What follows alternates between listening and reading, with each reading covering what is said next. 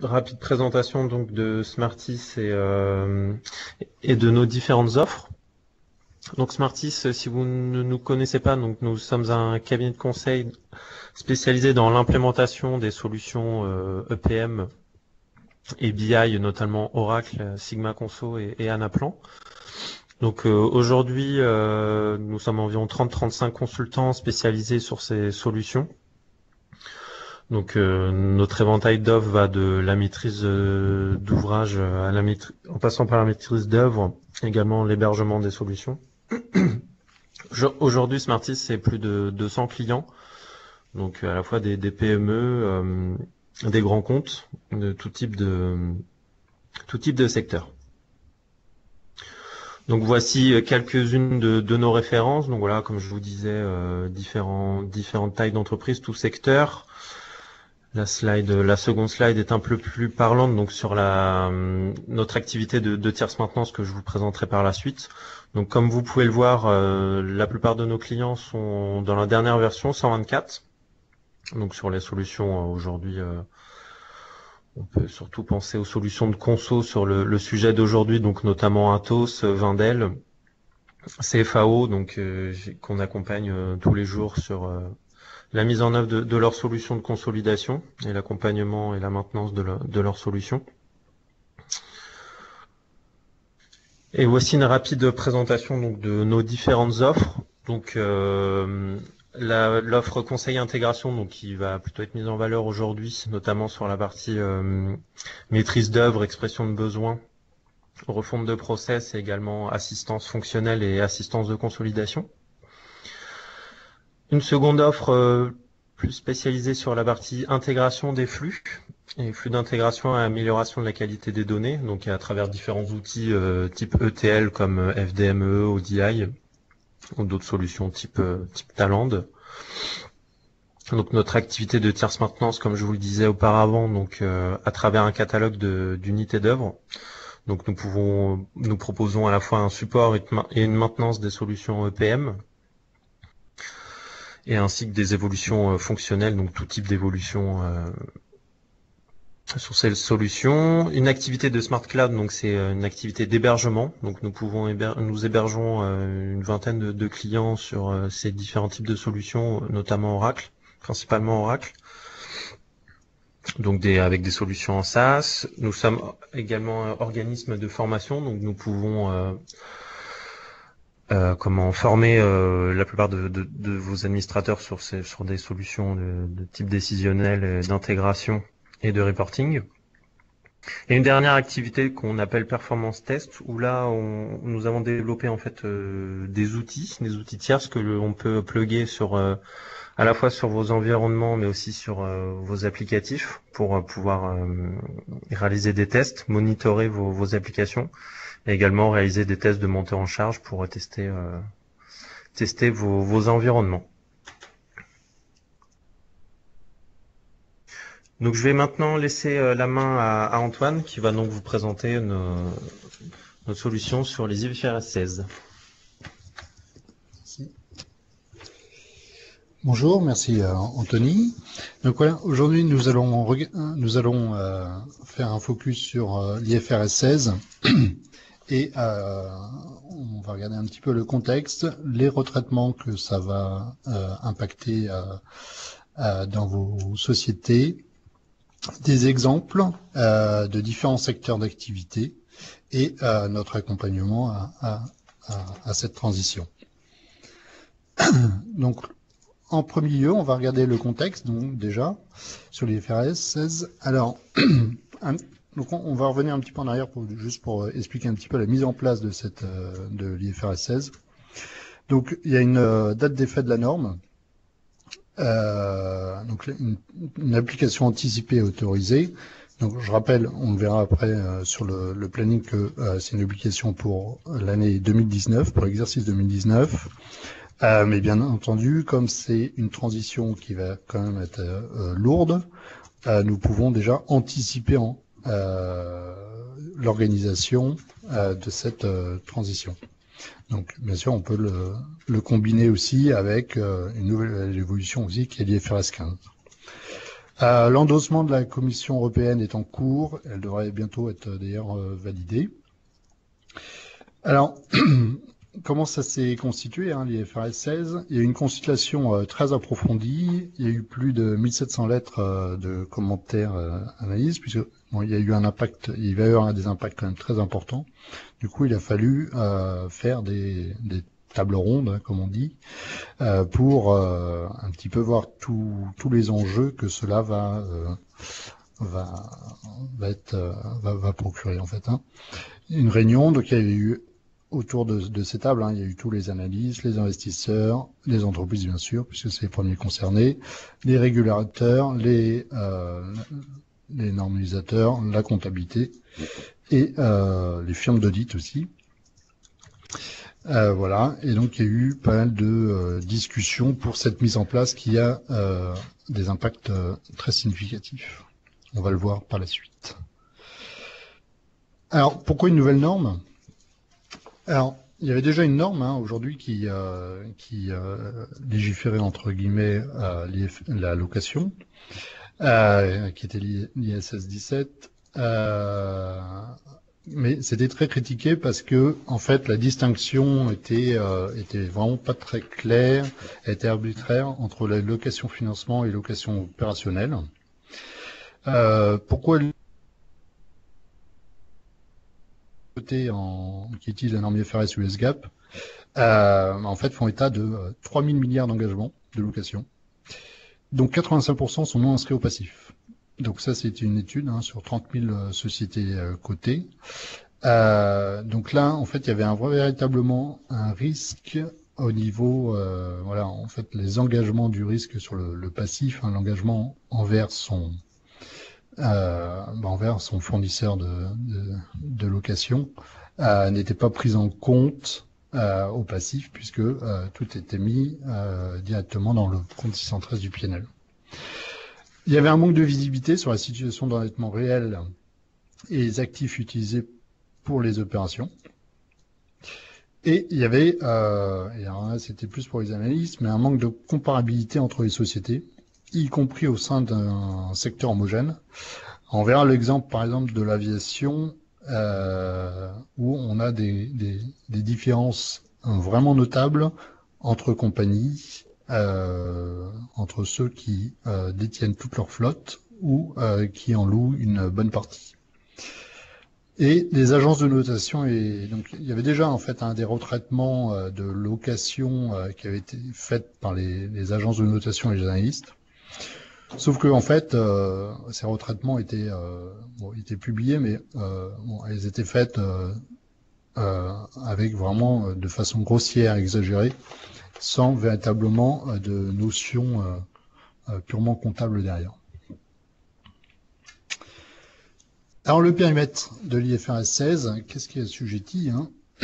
Alors, on verra que tous les contrats comportant le transfert par une ou une autre d'un droit d'utiliser un actif spécifié moyennant le paiement d'un loyer. Voilà. Donc ça c'est la définition claire du périmètre. On va voir par la suite avec des exemples qu'est-ce qui rentre en fait dans l'IFRS 16, qu'est-ce qui est éligible et qu'est-ce qui ne l'est pas, puisqu'on va voir que toutes les locations ne rentrent pas et il va falloir distinguer la partie purement location de la partie service. Donc la définition d'un lease, hein, c'est basé sur le contrôle de l'utilisation d'un actif identifié. Donc voilà, le client-preneur, hein, c'est un lease, et le fournisseur, c'est un service, et du coup on n'a pas à le comptabiliser au passif. On va voir des exemples. Hein,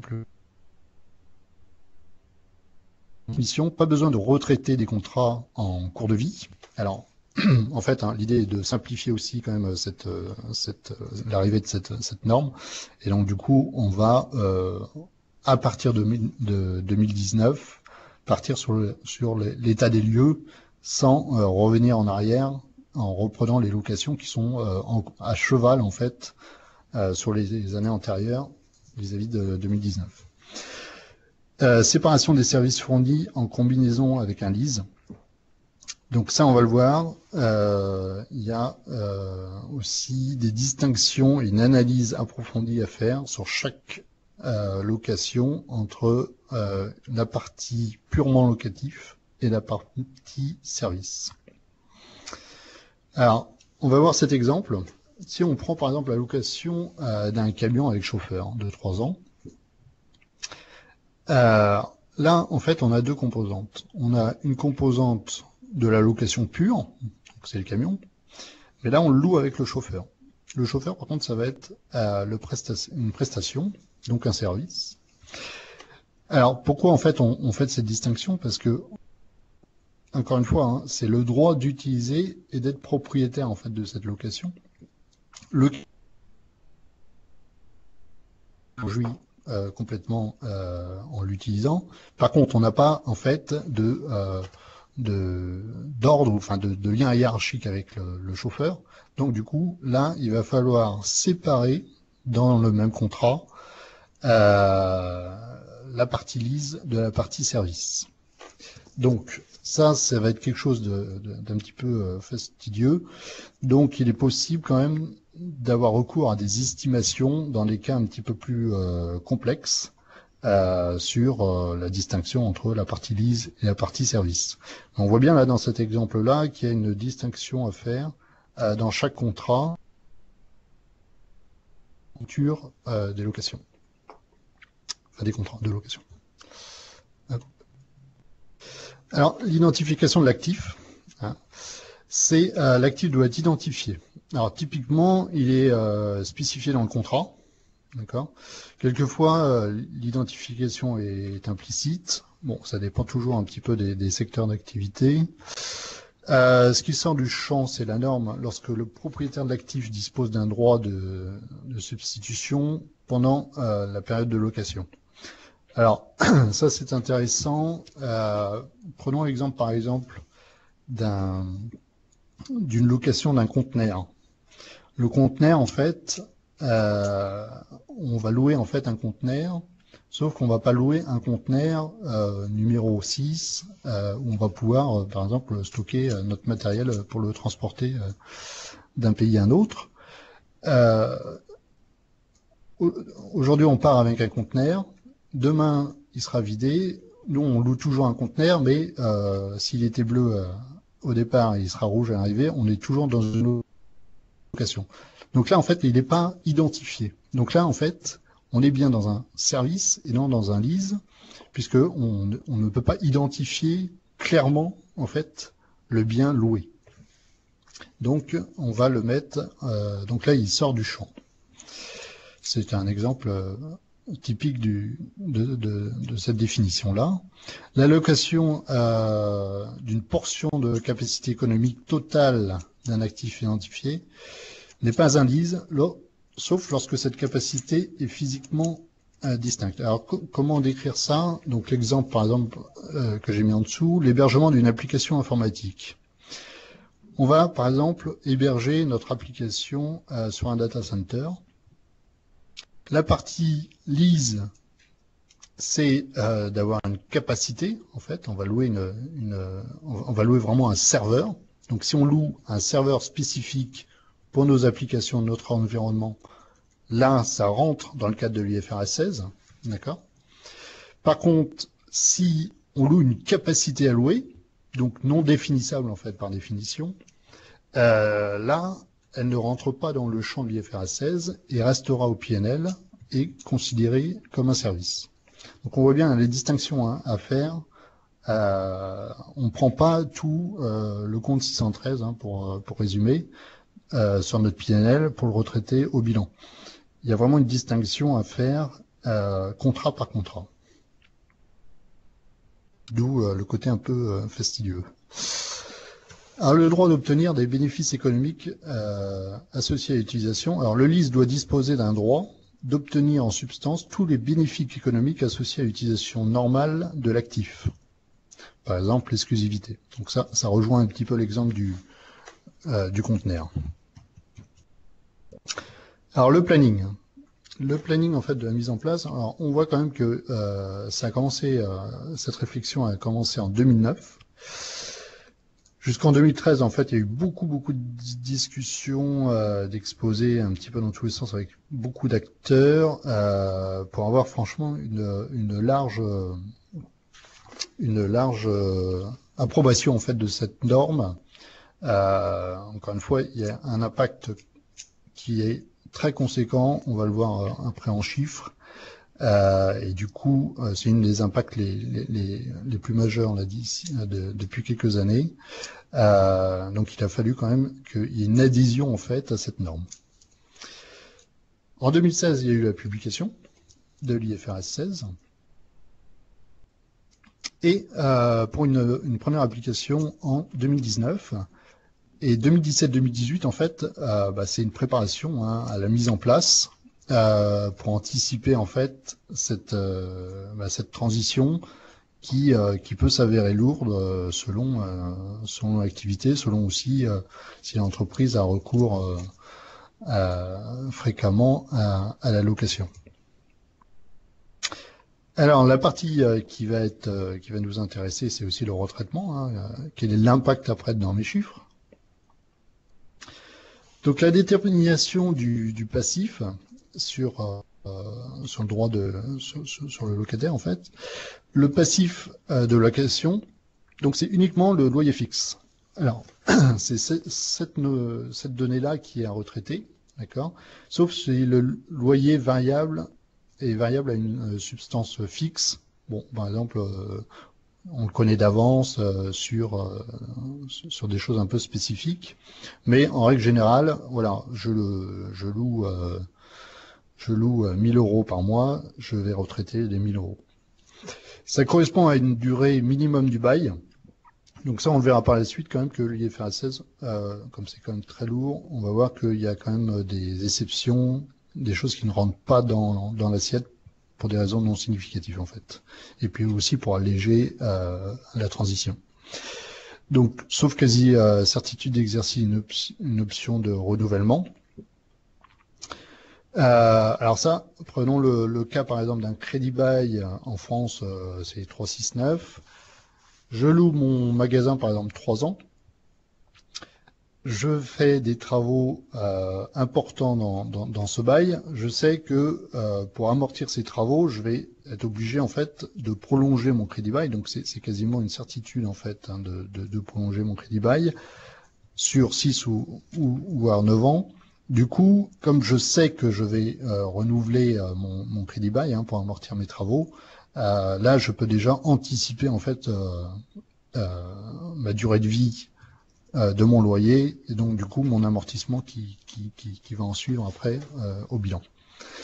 Donc le loyer initial ne tient pas compte des indexations futures.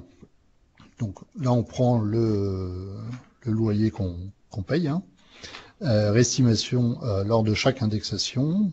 Donc c'est l'actualisation de la somme de paiement futur à la valeur présente. Donc sauf si effet significatif, voilà. Bon, on peut actualiser. Encore une fois, c'est toujours un exercice compliqué, l'actualisation. En règle générale, voilà, si c'est vraiment significatif, on le sait vraiment d'avance, on peut le faire. Sinon, on prend, encore une fois, le loyer qu'on paye tous les mois. La règle d'utilisation est présumée égale au montant du passif initié. Donc, il est amorti au même titre que n'importe quel amortissement, immobilisation, sur la durée estimée du bail. Donc, si c'est une voiture, c'est 5 ans, par exemple. Bon. Voilà, parce que les voitures, ça va être le cas le plus fréquent. Il peut faire l'objet d'une provision pour dépréciation, au même titre, encore une fois, qu'un amortissement. Enfin, qu'une immobilisation. Bon. Alors, qu'est-ce qui va changer chez les locataires? Donc, en fait, toute la partie PNL va se retrouver bien sûr, alors là on l'a dessiné par rapport à l'IS 17, qui était un petit peu la référence avant, va se retrouver en fait décomposée d'un côté à l'actif, et qui va bien sûr générer aussi son lot de dettes et d'amortissement avec les liabilities. Donc il y aura un transfert de faire d'écriture le PNL sur l'actif avec des amortissements et puis aussi des intérêts financiers. Donc tous les engagements de location figurent au bilan, excepté les contrats courts et les actifs de faible valeur unitaire. Donc ça, on va le voir encore une fois après. Il y a des locations à courte durée et les valeurs minoritaires, non significatifs en fait, sortent du champ de l'IFRS 16. Alors qu'est-ce qui va changer chez les locataires? Là, on a un exemple directement sur le PNL. C'est qu'en fait, tout simplement en fait, au niveau de l'EBITDA, on va avoir des dépenses de location qui vont diminuer, hein, le compte 613 va diminuer. Par contre, on va avoir des dépréciations, des amortissements liés à la mise en place de notre location au bilan et des coûts, bien sûr, de financement de cette location, enfin de ce bien hein, qui sera mis en actif plutôt. Alors, les décisions visant à réduire la complexité, alors bon, ils se sont quand même attelés quand même comme c'est une transition quand même qui est très lourde à mettre en place. On a essayé, enfin l'IFRS 16, les comités ont essayé de réduire en fait quand même, de simplifier quand même cette mise en place. Donc on a un modèle unique pour la comptabilité du preneur. Il y a une exception sur les contrats courts. Donc tous les contrats qui sont inférieurs en fait à 12 mois ne seront pas pris en compte, même si on peut les intégrer, hein, c'est pas une interdiction, mais du coup on estime que c'est non significatif pour tout contrat inférieur à 12 mois. Donc on peut les exclure du champ de l'IFRS 16. Et les locations de petits actifs inférieurs ou égales à 5 000 $.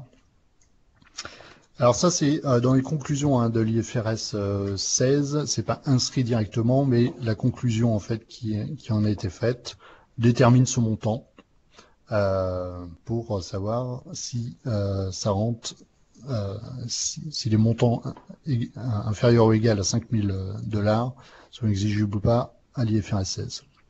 L'application possible d'une approche par portefeuille de contrats similaires. Alors ça, c'est intéressant. C'est que on va pouvoir en fait industrialiser, hein, entre guillemets, les contrats. Si par exemple on loue 200 voitures identiques, même les mêmes caractéristiques, on va pouvoir en fait dupliquer en fait ce rapprochement en disant bah, je vais prendre, même si chaque contrat fait partie d'un véhicule, on va pouvoir en fait englober tous les véhicules et les retraiter en même temps et ne pas les distinguer contrat par contrat. Donc ça, pareil, hein, c'est pour essayer de simplifier la mise en place. Séparation simplifiée des composants de loyer, autres éléments de service. Donc ça, pareil, utilisation d'estimation et option ne pas séparer les composants.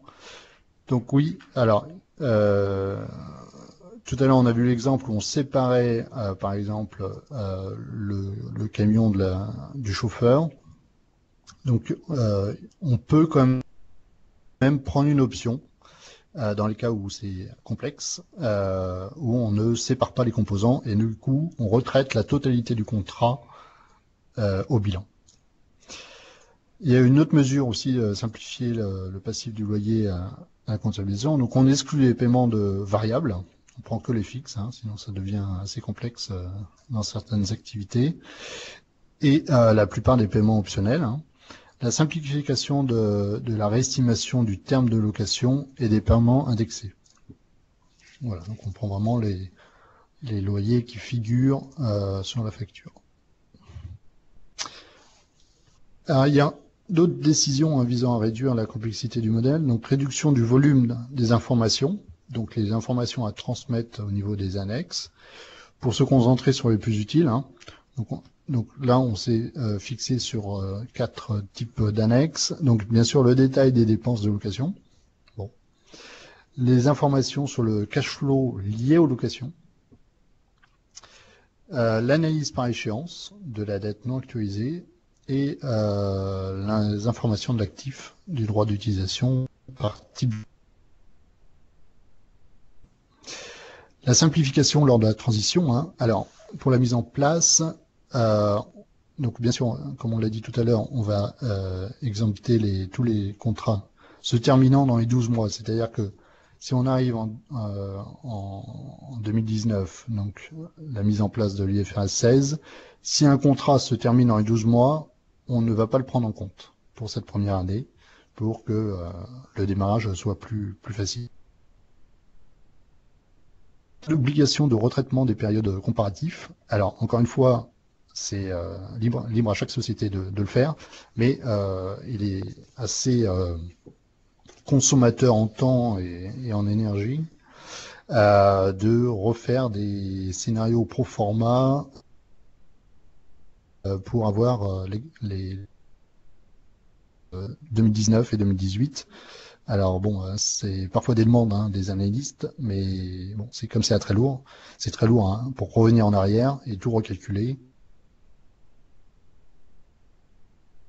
Donc il n'y a pas d'obligation, voilà, de retraiter sur les périodes comparatives.